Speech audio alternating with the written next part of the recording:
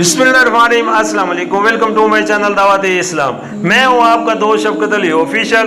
उम्मीद करता हूँ कि आप सब लोग ईमान के आला दर्जे पे होंगे।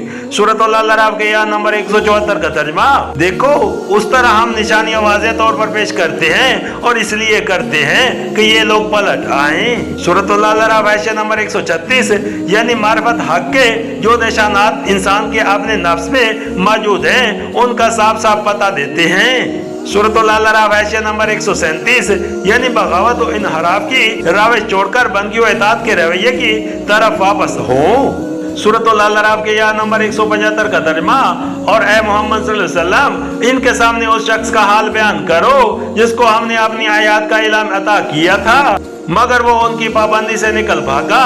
आखिरकार शैतान उनके पीछे पड़ गया यहाँ तक कि वो भटकने वालों में शामिल होकर रहा। सूरत अल-अराफ आयत नंबर 138 इन अल्फाज से ऐसा महसूस होता है कि वो जरूर कोई मुतय्यन शख्स होगा जिसकी तरफ इशारा फरमाया गया है, लेकिन अल्लाह और उसके रसूल की ये इंतहाई इखलाकी बुलंदी है कि वो जब कभी किसी की बुराई को मिसाल में पेश करते हैं तो बिलअलुम उसके नाम की तस्रीह नहीं करते बल्कि उसकी शख्सियत पर पर्दा डालकर सिर्फ उसकी बुरी मिसाल का जिक्र कर देते हैं ताकि उसकी रुसवाई किए बगैर असल मकसद हासिल हो जाए।